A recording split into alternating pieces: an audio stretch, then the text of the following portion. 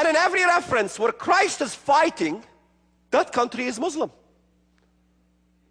How come Americans thought for all these years that Christ is going to fight the Antichrist who comes out of Italy and he enjoys eating numero uno pizza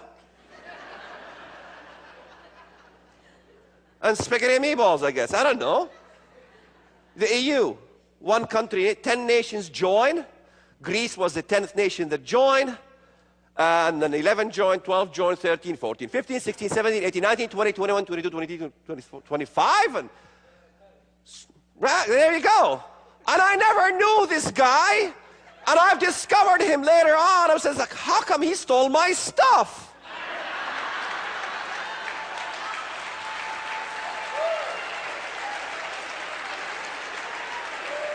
And he probably thought the same thing. Who's this guy stealing my stuff? Well, both our stuffs were coming from the same source at the same time. He was doing his research in 92, and I was doing my research in 92, and he was doing his research in 92, and nobody wanted us to open our mouths at any prophecy conference, so we had to get together and form a gang, and here we are.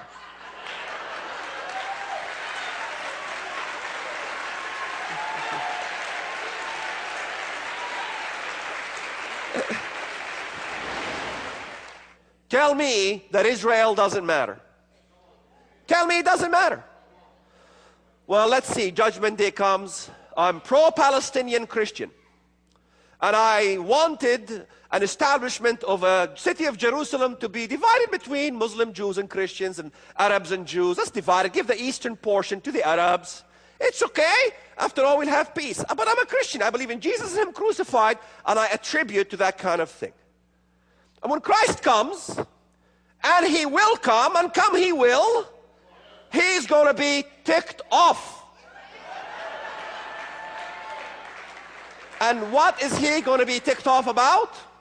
He tells you, Joel chapter 3, I will gather all nations into the valley of Jehoshaphat, and I will enter into judgment there with them on the account of my people, my heritage, Israel, whom they have scattered among the nations. They have also divided up my land.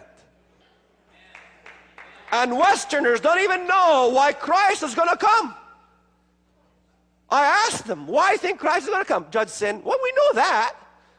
What's He going to do? Well, bring peace. We know that. What else is He going to do?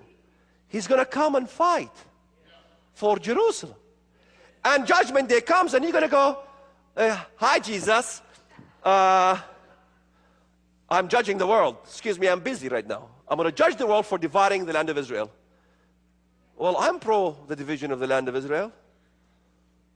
Left. Next. Can one be on the side?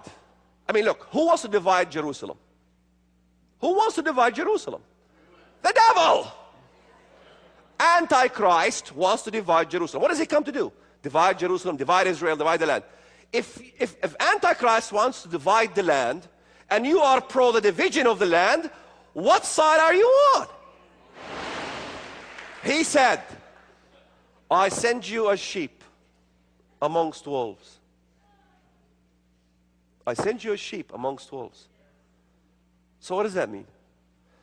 If you got no wolves, maybe you're not sheep. Think about it. Think about it. If you don't have wolves in your lives, and don't tell me your mother-in-law is the wolf. No. That is not what the Bible is talking about. Or your credit problems, or your hemorrhoids. That's not what God is talking about. Those are not the wolves.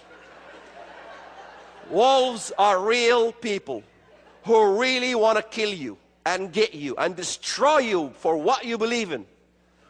I began to understand when Jesus said that the day will come that the ones who will come to kill you, they will be thinking they are doing God a service. In fact, in Psalm 83, clearly what it says. Let's go back to Psalm 83. Oh, let's finish this one. Remind me to go back to Psalm 83. Look at that. Verse 8, for it is the day of the Lord's vengeance, the year of recompense for the cause of Zion. What does He do to Arabia? Verse 9, its streams shall be turned into pitch. The word streams, Hebrew is nachal, which really doesn't mean water streams like you think. It's not water streams. Nachal is torrents, mines. Look it up in the Strongs. Underground torrents or mines or tunnels will be filled with what? Pitch. What's pitch? You want to argue with that one? It'll be filled with pitch, and its dust into brimstone. Its land shall become burning pitch. It shall not be quenched night or day. Its smoke shall ascend forever. From generation to generation, it shall lie waste. Al Gore is not going to be happy when this happens.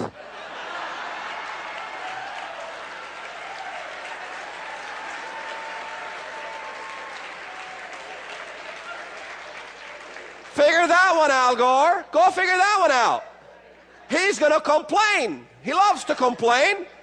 We say, sorry, we're ambassadors for Christ, you know, sitting in our desks and our offices.